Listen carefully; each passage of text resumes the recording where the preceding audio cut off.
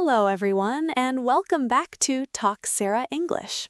I'm Sarah, and I'm so happy that you are spending a little part of your day with us.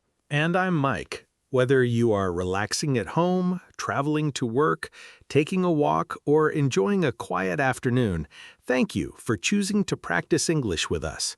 We always imagine listeners from many different countries joining us with a cup of coffee, on a train, in a park, or maybe just resting after a busy day. Wherever you are, we hope you feel comfortable, relaxed, and ready to enjoy a natural English conversation. Today, we have a topic that is useful in everyday life because people often ask about it in conversations, job interviews, classrooms, and even when meeting someone new. We are talking about how to describe yourself in English, and we will use clear, natural English that is perfect for B1 to B2 learners.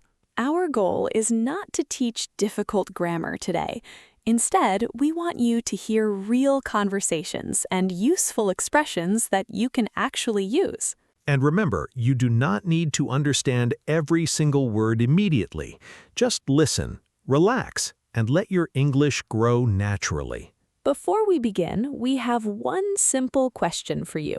Yes, imagine someone asks you, "Can you tell me a little about yourself?" What would you say? Would you feel confident, or would you suddenly forget every English word you know? Many learners tell us that they study English every day, but when someone asks them to describe themselves, their mind becomes completely empty.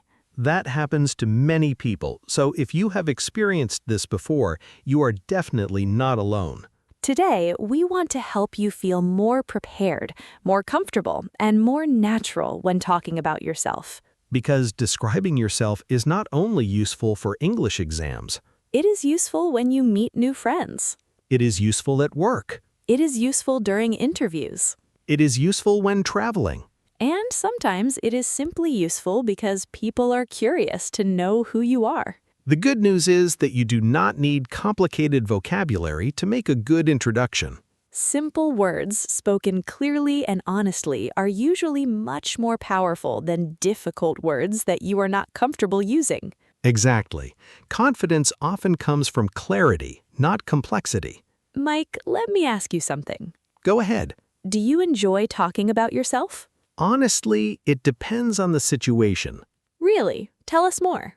If I am speaking with close friends, I enjoy it because I already feel comfortable. That makes sense. But if I meet someone for the first time, especially in a formal situation, I sometimes need a few minutes before I feel relaxed. I think many listeners will understand that feeling. Yes, because meeting new people can be exciting, but it can also make us a little nervous. Especially in another language. Exactly. Speaking English adds another challenge. What usually helps you feel more confident? I remind myself that nobody expects perfection. That is a healthy way to think. Most people simply want to have a friendly conversation. They are not looking for perfect grammar every second. They want to know who you are. I completely agree. Sarah, what about you?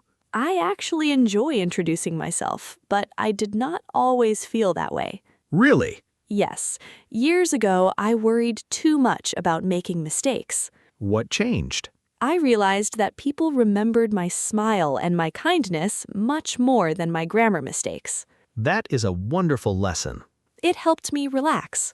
And when you relax, your English usually becomes better too. Exactly. So today, we are not trying to create a perfect person. We are trying to help you sound natural. Let's begin with something very important. Many learners think describing yourself means listing facts. Like saying, I am 25 years old. I live in this city. I have one brother. Those facts are useful. But they are only the beginning. When people ask about you, they often want to understand your personality. They want to know what kind of person you are. So instead of only giving information, you can also describe your character. Character means the qualities that make you who you are. For example, you can say, I think I am a patient person. Or I am curious about learning new things. Maybe you are creative. Maybe you are organized. Maybe you are friendly. Maybe you are calm under pressure. Maybe you are responsible. Or maybe you have a good sense of humor. The important thing is to choose words that are true. You do not need to sound impressive. You need to sound honest. Sarah, if someone asked you to describe yourself using only 3 words, what would you choose? That is a difficult question. Take your time. I think I would say curious, patient, and positive. Those are interesting choices. I chose curious because I enjoy learning. About languages? Yes, languages, people, cultures, books, and new experiences. Curiosity makes life exciting. I think so too. Why did you choose patient? Because I know learning takes time. Especially learning English. Exactly. Sometimes progress is slow, but I believe steady practice always brings results. That sounds like good advice for everyone listening. I hope so. And why positive? Because I try to look for solutions instead of focusing only on problems. That does not mean life is always easy. Of course not. It simply means you choose your attitude. Exactly. I like that explanation. Now it's your turn, Mike. I think my 3 words would be reliable, thoughtful, and relaxed. Reliable is a very useful word. Yes, reliable means people can trust you. If you promise something, you usually do it. That is what I try to do. And thoughtful? I like thinking carefully before making decisions. That can be a very helpful quality. Sometimes it also means I need a little more time before answering questions. That is perfectly okay. Finally, I chose relaxed because I try not to panic when problems appear. I like those 3 words. Thank you. Listeners, you can pause this episode for a moment if you want. Think about 3 words that describe you. They do not need to be perfect. They simply need to feel true. Even if you only choose 1 word today, that is already a good beginning. As you continue learning English, you will discover more vocabulary to describe yourself. And something interesting often happens. What's that? Sometimes learning new English words also helps you understand yourself better. That is true. You read a new adjective and suddenly think, yes, that sounds exactly like me. Language helps us explain not only the world around us, but also the person we are becoming. That is one of the beautiful things about learning English. It's not only about communication. It's also about self-expression. And today, we are going to practice that together, little by little. Now that we have talked about personality, let's continue by looking at something else that people often include when they describe themselves. Yes, because describing yourself is not only about adjectives like friendly, patient, or creative. It is also about your interests, your habits, and the things that are important in your daily life. These details help people understand you better because they show how you spend your time and what you enjoy. Imagine you meet someone for the first time at a language exchange event. After introducing yourself, the conversation usually continues naturally. The other person might ask, "What do you like doing in your free time?" Or they may ask, "What are your hobbies?" These are very common questions, and they are great opportunities to describe yourself more naturally. Instead of giving only one short answer, you can explain your interests with a little more detail. For example, instead of saying, "I like reading," you could say, "I enjoy reading because it helps me relax after a busy day, and I especially like history and personal development books." That answer sounds much more natural because it tells us both what you enjoy and why you enjoy it. Mike, what do you usually say when someone asks about your hobbies? I normally tell them that I enjoy spending time outdoors whenever I can. What kinds of outdoor activities do you like?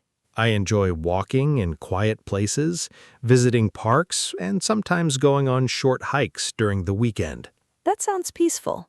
It really is. Walking helps me clear my mind after a busy week. So for you, it is not only exercise. Exactly. It is also a way to relax and think. I like that answer because it explains your personality without saying, I am a calm person. That is true. Sometimes your hobbies describe you better than adjectives do. I completely agree. Mike, what about you? What hobbies would you mention? I would probably say that I enjoy learning new things every week. That sounds very broad. Can you give us some examples? Of course, I enjoy reading about psychology, learning languages, listening to podcasts, and trying new recipes in the kitchen. That tells us you are curious. Exactly. My hobbies reflect my personality. And they also show that you enjoy growing and improving yourself. Yes, learning has become part of my daily routine. Listeners, notice something important here. We're not memorizing perfect answers. We are simply talking about real life in clear English. That's why these conversations sound natural. Another thing people often include when describing themselves is their work or studies. That's especially common when meeting someone new. Someone may ask, "What do you do?" This question is asking about your job or your main daily activity. If you are a student, you can simply say, "I'm currently studying engineering," or "I'm studying business." If you have a job, you can explain not only your position, but also what you enjoy about it. For example, I work as a graphic designer, and I enjoy creating visual ideas for different projects. Or you might say, I work in customer service and I like helping people solve problems. Those answers feel much warmer than simply saying your job title. Exactly, because they show your attitude toward your work. Sarah, if someone asked what you enjoy most about teaching English, what would you say? I would say my favorite part is seeing learners become more confident. Why is that your favorite part? Because confidence changes everything. In what way? When learners stop worrying about every mistake, they begin communicating more naturally. And that makes learning much more enjoyable. Yes, confidence often comes before fluency. That's a sentence worth remembering. Thank you. Sometimes people also ask about strengths and weaknesses. Many learners become nervous when they hear those questions. Especially during job interviews. But these questions are also opportunities to describe yourself honestly. Let's start with strengths. A strength is something you do well. For example, you might say, "I learn quickly." Or I work well with other people. Maybe you are organized. Maybe you stay calm in difficult situations. Maybe you enjoy solving problems. The important thing is to support your answer with a simple example. Instead of only saying, "I am responsible," you could say, "I always try to finish my work on time because people depend on me." That explanation makes your answer stronger. Now let's talk about weaknesses. Many people think they should never mention weaknesses. But everyone has areas where they want to improve. The key is to speak honestly while also showing that you are learning. For example, you might say, "I sometimes spend too much time checking small details, but I am learning how to manage my time better." Or you could say, I used to feel nervous when speaking in public, but I have been practicing more and I feel much more confident now. Those answers show growth instead of failure. Mike, what is one skill you are still trying to improve? I would say I am trying to become a better listener. That surprises me because you already seem like a good listener. Thank you, but I think there is always room for improvement. What does becoming a better listener mean to you? It means giving people my full attention instead of thinking about my next answer while they are still speaking. That is actually a very valuable skill. I believe good conversations begin with good listening. I completely agree. What about you? I am trying to become more patient with myself. Can you explain that? Sometimes I expect myself to learn or finish things too quickly. I think many listeners can relate to that. Probably, so I remind myself that steady progress is better than perfect progress. That sounds like a healthy mindset. I hope it is. Another useful way to describe yourself is by talking about your values. Values are the things that matter most to you. They influence your decisions and your behavior. For example, honesty is an important value for many people. Kindness is another common value. Respect is also very important. Some people value creativity. Others value learning. Others value family. Mike, what is one value that is especially important to you? I think I would choose reliability. Why? Because I want people to know they can depend on me. That connects nicely with the word reliable that you used earlier. Exactly. Our values often appear in our personality. For me, I would probably choose kindness. Why kindness? Because we never know what another person is going through. A small act of kindness can completely change someone's day. I truly believe that. Listeners, think about your own values for a moment. What matters most to you? There is no perfect answer. Your answer should simply reflect who you are. As you practice describing yourself, remember one important idea. You do not have to sound like someone else. You don't need impressive vocabulary just to make people like you. Your goal is to communicate clearly. And when your words match your real personality, people usually feel that honesty. That honesty creates stronger conversations. And stronger conversations create real connections.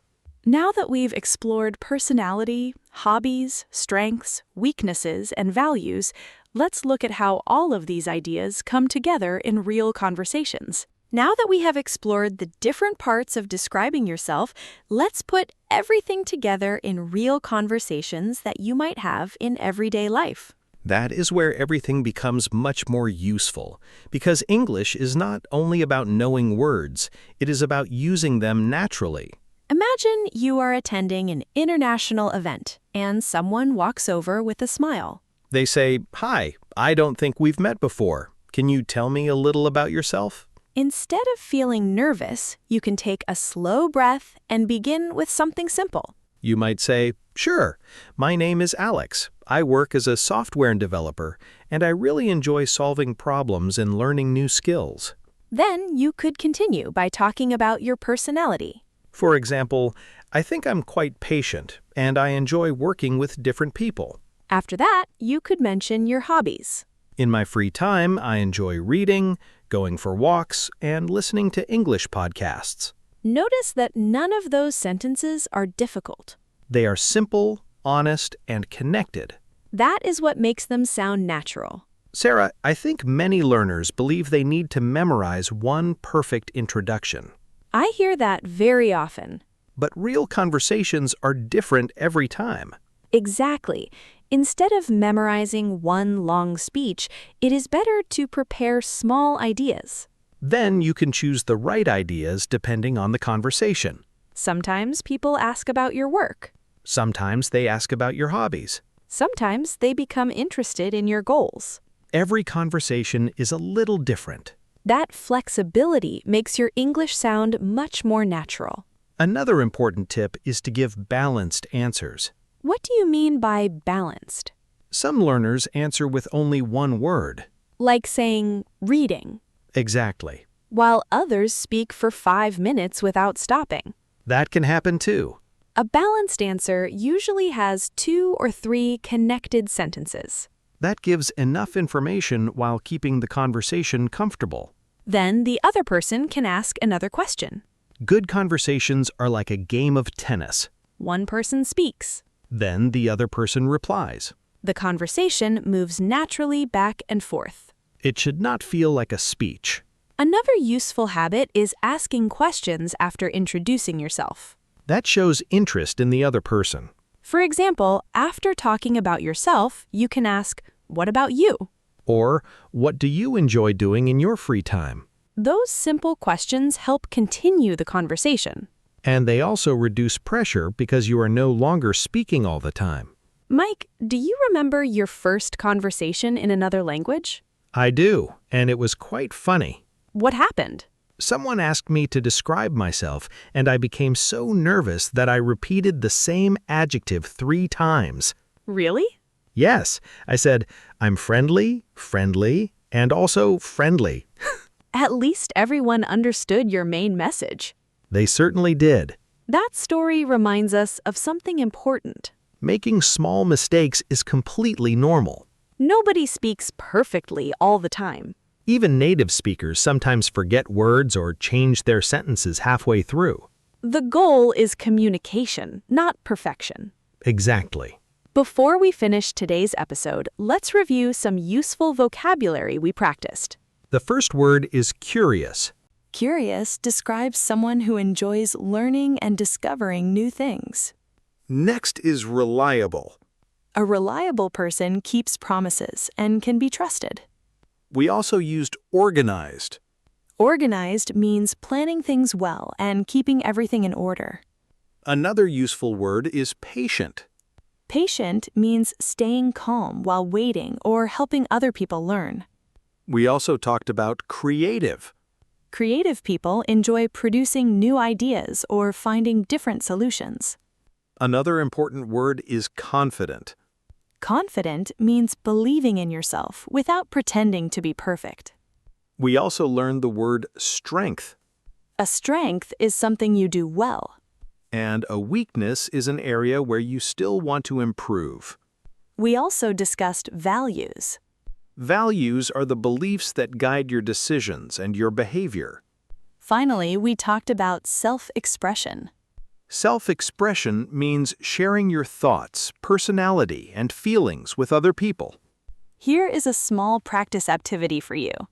Choose 5 adjectives that describe your personality. Then, think of one hobby that you truly enjoy. Next, mention one strength you are proud of. After that, mention one skill you're still improving. Finally, think about one value that is very important in your life. If you can talk about those 5 things comfortably, you will already have a strong introduction in English.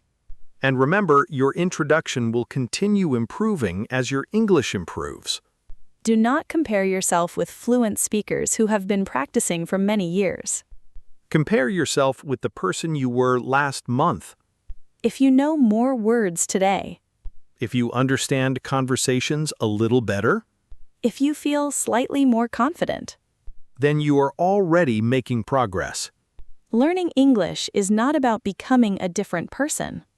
It is about becoming yourself in another language. We really love reading your comments because every story is different. So tell us about yourself in English.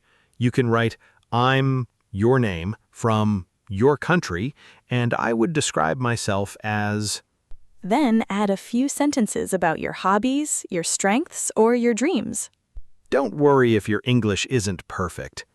Every comment is another step toward becoming a more confident speaker. Thank you so much for joining us today and spending this time practicing English together. We hope this conversation helps you feel more comfortable the next time someone asks you to describe yourself in English. Keep listening, keep speaking, and keep believing in your progress even when it feels slow. Small improvements every day become big results over time. Take care of yourself. Keep enjoying your English journey, and we'll see you very soon in another episode of Talk Sara English. Until next time, stay curious, stay confident, and never stop learning. Goodbye, everyone.